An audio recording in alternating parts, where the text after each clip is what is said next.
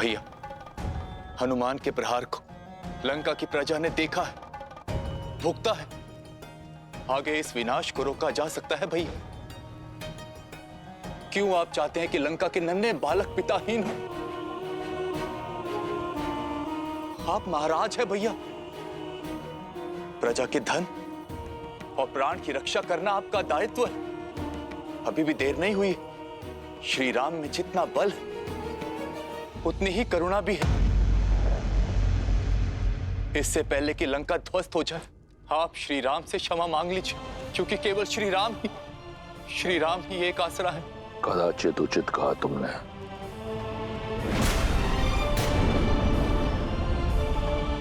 राम के अतिरिक्त अब कोई आसरा नहीं है तुम्हारा।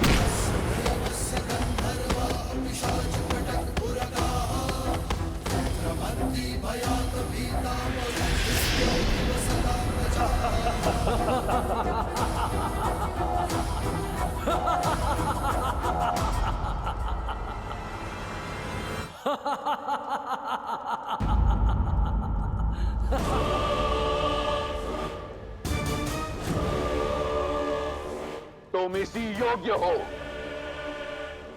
कि उस वनवासी के चरणों की धूल को अपने मस्तक पर लगाओ।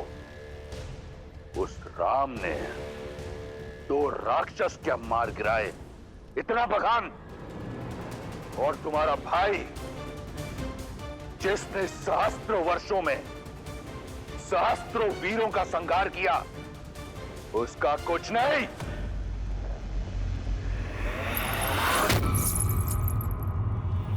याद है मुझे कि तुम ही हो जिसने हनुमान को सीता का पता बताया, और सीता ने हनुमान को हमारे बल के बारे में बताया। लंका के भेदी हो तुम। बचपन से मेरे विरुद्ध खड़े रहे, मैं शांत रहा। तुम निर्बल थे, कायर थे, मैंने कुछ नहीं कहा, क्योंकि भाई थे तुम। मैं वो भाई हूं जो अपने भाइयों के लिए स्वयं ब्रह्मा से भिड़ गया।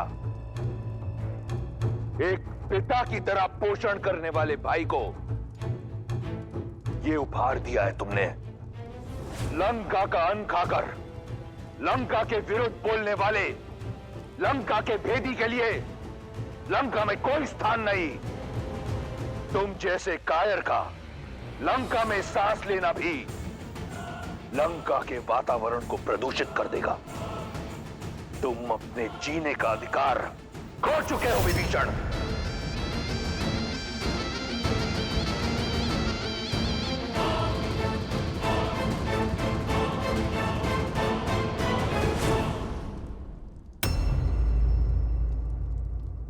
यदि मैंने माता को वचन नहीं दिया होता कि जीवन भर तुम्हारे प्राणों की रक्षा करूंगा, तो यहां इसी क्षण तुम्हारे प्राण हर लेता विभीषण।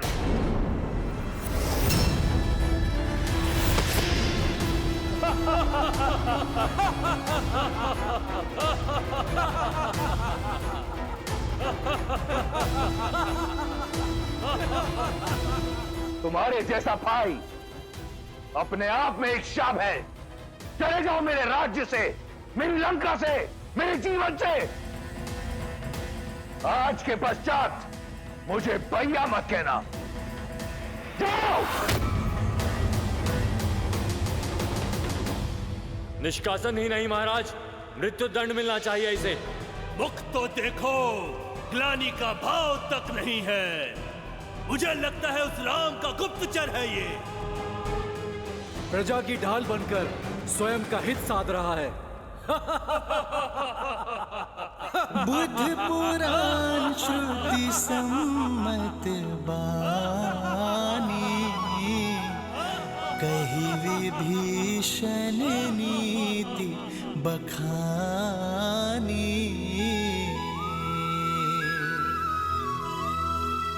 सुनत दसानन उठार साई,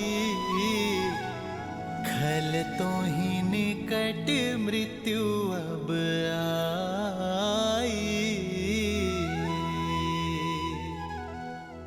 भैया,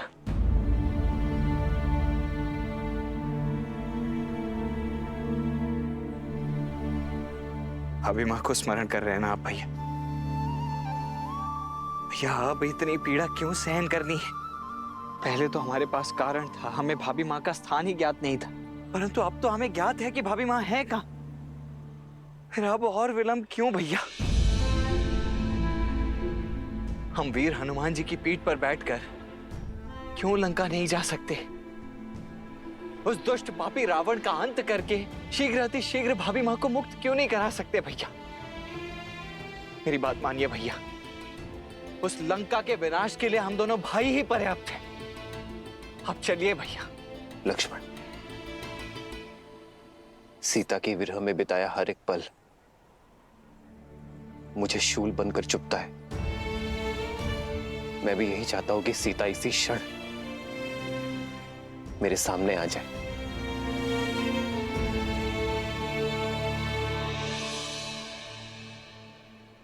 परंतु इस युद्ध का उद्देश्य केवल रावण का अंत करना नहीं है लक्ष्मण, रावण के भय का अंत करना है। उद्देश्य है कि कुछ ऐसा किया जाए जिससे भविष्य में कोई रावण जन्म न ले सके। देखो लक्ष्मण, सृष्टि के कोने कोने से वानर यहां एकत्रित हुए हैं। ये सब वो हैं जिनके मन में रावण का भय था, परंतु आज उसका सामना करने को सज्ज है।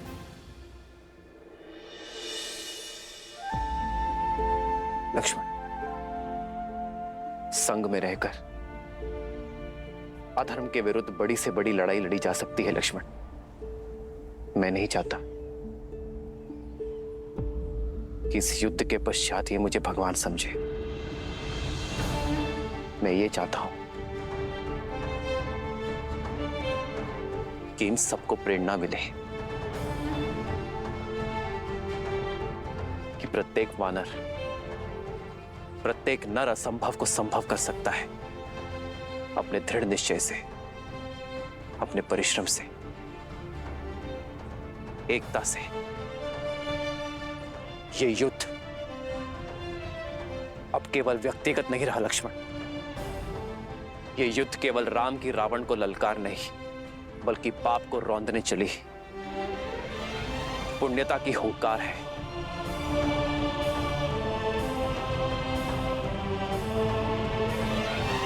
लक्ष्मण, यदि तुम्हें अब भी लगता है कि मैं अनुचित हूं तो कहो, हम इसी क्षण लंका की ओर कूच करेंगे।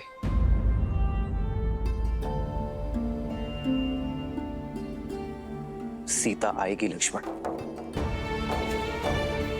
विश्वास और प्रेरणा का साधन बनकर।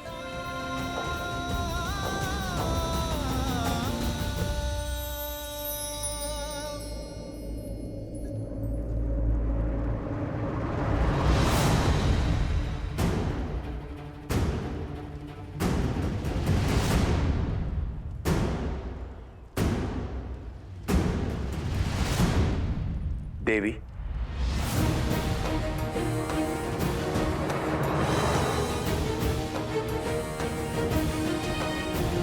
निखिल, आपके कारण ही लंका से पहली बार कोई शुभ मार्ग पर जा रहा है। भाई का हाथ थामे उसे भगवान तक लेकर जाना चाहता था, किंतु स्वयं ही भगवान से दूर चला गया। आपके सीख के पश्चात भाई का साथ छोड़ भगवान की ओर जा रहा हूं, अपने प्रभु श्री राम के पास। पता नहीं वो इस राक्षस की भक्ति को अपनाएंगे या नहीं।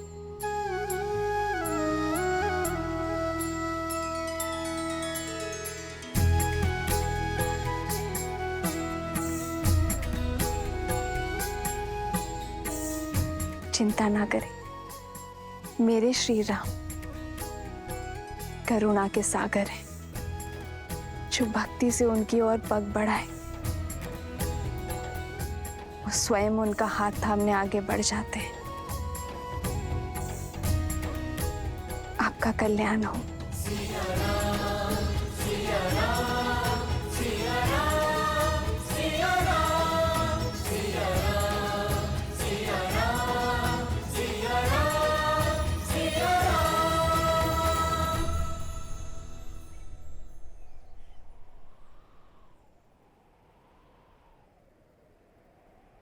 हमें आप पर और श्री राम पर पूर्णतः विश्वास है। हम लंका की जनता के लिए आपके साथ आएंगे।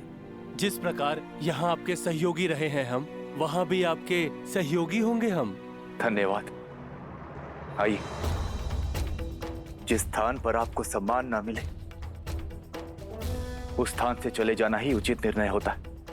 आइए।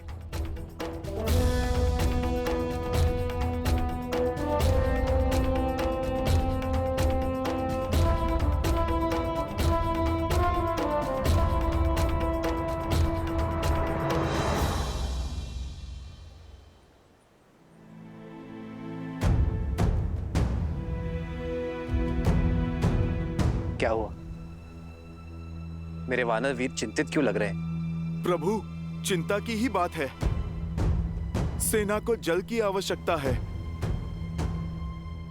देखिए कितने कुएं खोदे, लेकिन हर जगह से खारा ही पानी आ रहा है। प्रभु, आपने कहा था कि प्रयास करो तो प्रकृति भी सहायता करती है, पर हमने कितने कुएं खोदने का प्रयास किया। आप देखिए प्रभु।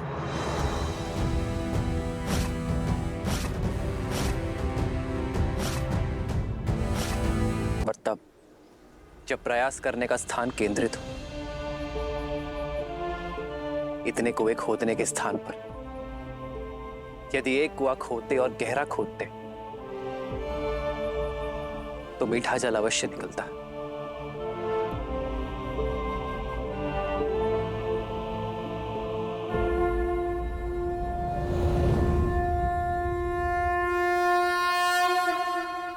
नमामि गंगे।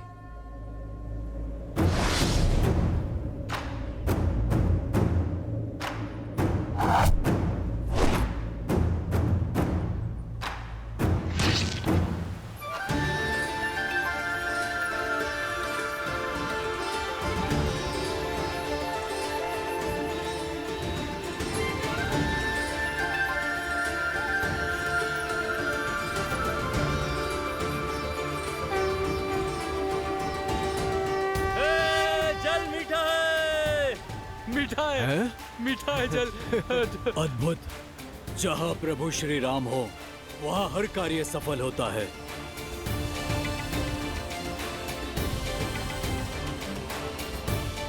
आज प्रभु श्री राम की कृपा से मीठा जल प्राप्त हुआ है। हम एक बार और प्रयास करेंगे और सागर पार का मार्ग खोजेंगे। उचित कहा भ्राता। जय श्री राम।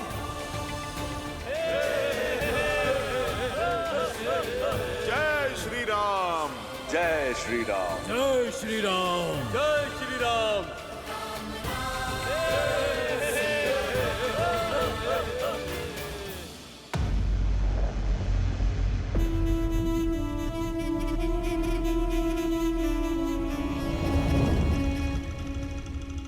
पिताश्री, मुझे आपसे बात करनी है। लंका का युवराज इंद्रजीत चिंतित लग रहा है। क्योंकि इस चिंता का कारण आप हैं पिताश्री। जब आपके अपने बहनोई ने आपके विरुद्ध शीश उठाया था, आपने उन्हें क्षमा नहीं किया। शूर्पणखा बुआ को विधवा बना दिया। पाताल लोक तक जाकर विद्युज्जीवा को खोज कर मार गिराया आपने। तो फिर आज एक विद्रोही को लंका से जीवित कैसे जाने दिया? क्यों नहीं दंडित किया विश्वासघाती विभीषण चाचा को? केवल इसलिए क्योंकि वो आपके अनुज है। प्रश्न उचित है तुम्हारा। जिसने अपने द्रोही बहनोई के प्राण हर लिए, उसने अपने भाई विभीषण को क्यों जाने दिया? क्योंकि मैं यही चाहता था। किंतु क्यों पिताश्री? अभी जान जाओगे। शार्दुल, आज्ञा कीजिए महाराज। मेरी छत्र छाया से निकलकर लंका से निष्कासित होने के बाद विभीषण के लिए संसार में कोई स्थान नहीं। एक स्थान के अतिरिक्त मुझे जानना है कि मेरा विश्वासघाती भाई कितना गिर सकता है। जो आज्ञा महाराज।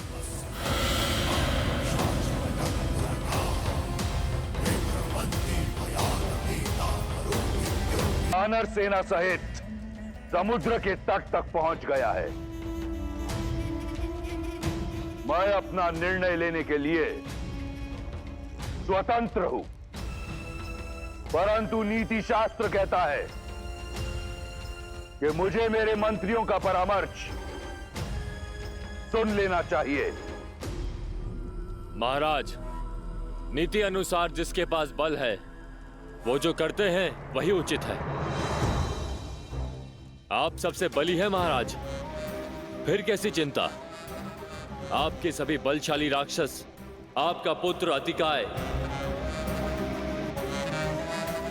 राक्षस अकंपना, धूम्ररक्ष और वज्रधमस्त्र यहीं पर है।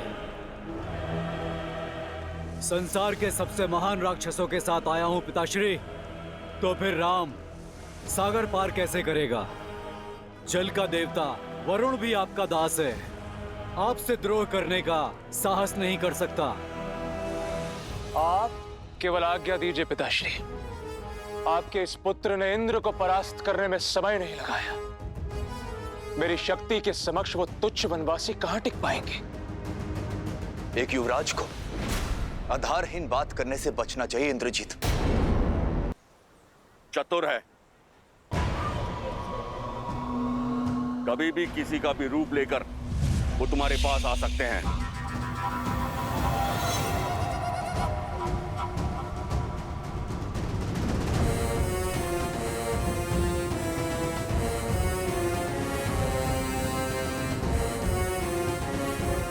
ये हमें अपनाएंगे क्यों?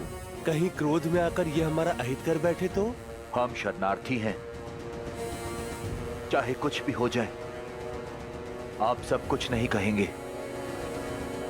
मैं उनसे बात करूंगा।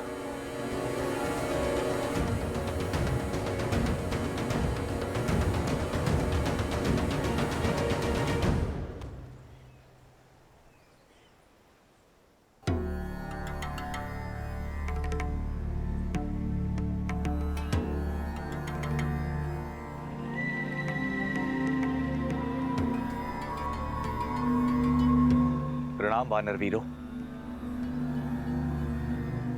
कौन है ये? हम लंका के तट पर हैं। अवश्य ही ये दुष्ट राक्षस होगा।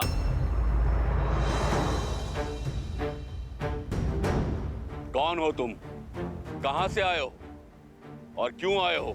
मेरा परिचय तो केवल इतना है कि मैं प्रभु श्री राम का भक्त हूं और उनकी शरण में आया। भक्तों का कोई नाम होता है, पहचान होती है। आकाश मार्ग से आए हो, साधारण नहीं हो सकते। अपना परिचय दो वरना मृत्यु के लिए तैयार हो जाओ। रुकिए,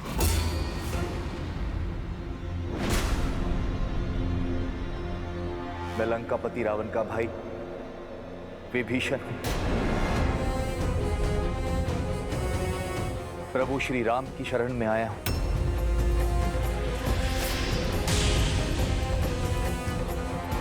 लंका से है, अर्थात गुप्तचर है। हाँ, हमारा भेद जानने आया है ये। मार डालो इस दुष्ट को। मैं गुप्तचर नहीं, आप अनुचित समझ रहे हैं। उचित ही समझ रहे हैं छलिए। जिस रावण ने छल से मेरी भाभी मां का अपहरण किया, उसका भाई कौन सा साधु होगा? बड़ा भाई साधु का भेष धरकर आया और छोटा भाई शरणार्थी। भक्त के भेष को धर लेने से तुम हमें मूर्ख तो नहीं बना पाओगे। तुम उस पार रहो या इस पार, प्रारब्ध तो तुम्हारा मृत्यु ही है। सच बता वरना। रुकिए, यदि मृत्यु मेरा दंड तो मुझे स्वीकार है, किंतु मैं छल के लांछन के साथ मरना नहीं चाहता। आप केवल एक बार मेरा सत्य श्री हनुमान के मुख से सुनिए। हनुमान काका श्री? ये दोस्त झूठ बोल रहा है। मारो इसे! मार डालो! मारो इसे! ये कोलाहल कैसा है? मार डालो! आप हमारे प्रभु श्री राम का संदेश लेकर आए हैं। धन्य हो गया मैं प्रभु, धन्य हो गया। विभीषण जी,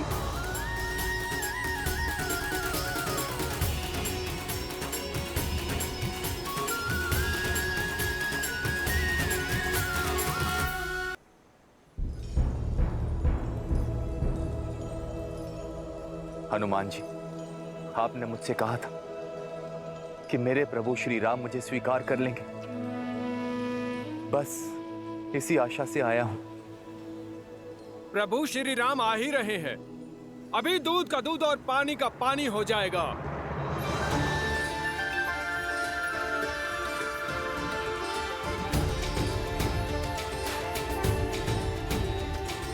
श्री रामचंद्र